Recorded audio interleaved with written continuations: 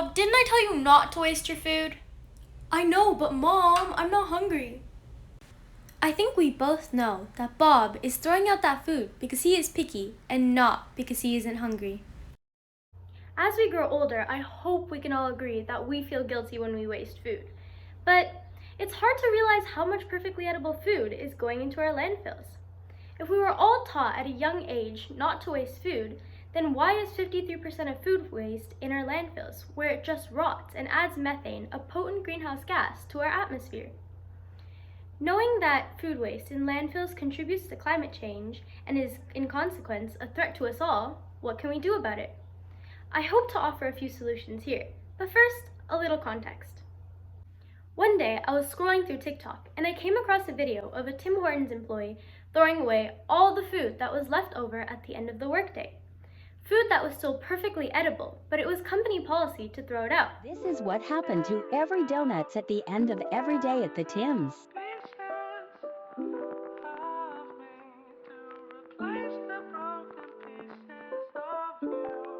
That is when I realized I wanted to look more into the topic. One of the questions that arose in my mind was, why are they wasting perfectly edible food?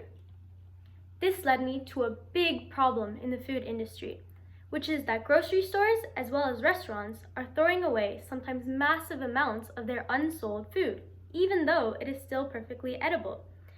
This food waste problem is exacerbated by the fact that there are many people in Toronto who don't have direct access to food. According to Toronto.ca, food insecurity refers to the inadequate or insecure access to food due to a lack of money. It affects almost 1 in 5 Toronto households, which is equivalent to 18.5%, and is a serious public health issue because it is closely linked to negative health outcomes. Another problem is the amount of food going into landfills. 35.5 million metric tons is lost and wasted annually. Given these issues, can any of you predict the solution that people have come up with? Since restaurants have unused food going to waste, and there are many people with food insecurity, it seems like a straightforward match, doesn't it? Although, it is not that simple. There are a lot of logistical hurdles to overcome to make this match a reality. I want to highlight 2 organizations that have taken the initiative to implement a solution, starting with Feed It Forward, which is a not-for-profit organization based in Toronto, and on their website they state that their 2 main goals are to feed Canadians that are food insecure and to reduce food waste. The organization partners with farms, grocery stores, and restaurants who donate their unsold and unused food. Feed It Forward started in 2014 and was created by Chef Jagger Gordon. His inspiration to start this organization arose from the amount of food left over after catering events. Not only has Jagger Gordon taken on the responsibility, but on their website, they also have a replicator model section, which has tips and suggestions for others who want to set up a similar organization. Now let's get into Second Harvest, which is the largest food organization in Canada.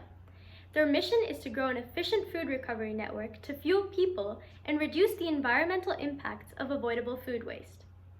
Second Harvest has a very thorough website with annual reports as well as impact reports to keep us updated on their progress. They work with school programs, senior centers, shelters, food banks, and regional food hubs, amongst many other food programs. Second Harvest has been rescuing food since 1985, and they have already rescued over an astonishing 177 million pounds of healthy food, which equates to 192 million pounds of greenhouse gases kept from entering our atmosphere. They also have many opportunities for volunteers, as well as a food rescue app. With these 2 organizations in mind, we know that there is a viable solution to the food waste problem. But now, a second question arises. Given that there is a solution and it already works, why aren't more people joining in on this initiative? Well, when I first looked into it, I quickly came to find that many restaurants as well as grocery stores were unaware of the Ontario Donation of Food Act, which protects them from the liability when donating food in goodwill. This eliminates the issue of donors having to worry about getting themselves into legal trouble, which should encourage organizations and businesses to donate their excess food. Another reason I came across for which people are less likely to donate their food is because they simply don't have the time to organize a logistical plan for pickups, sorting, storing, distributing, and finally, disposing of food. Given these obstacles, I have come up with a couple of solutions and things we can do. Some of the things that I would suggest that organizations implement into their existing models is a point system based on how much food the donors donate, and after specific milestones, they would receive some sort of award or public recognition. This could include creating a certificate or branding that is given to donors for their contributions. In the case of a restaurant, this may even get them more publicity and encourage socially conscious customers to preferentially visit the restaurant more often. Another suggestion would be that organizations partner with student volunteer programs so that students could help with the sorting, storing, and distributing of food, which should make restaurants more likely to donate since they don't have to take any extra steps or incur any extra costs when participating in the food waste diversion program. Implementing these two ideas will lead to more restaurants and grocery chains joining in on the important initiative. And furthermore, it'll ultimately result in less people experiencing food insecurity in our city. Not wasting food is obvious. The tricky but imperative part is to continue to seek creative and plausible ways to solve multiple problems, such as food insecurity and climate change, together. There are organizations like Feed It Forward and Second Harvest that already are leading the charge.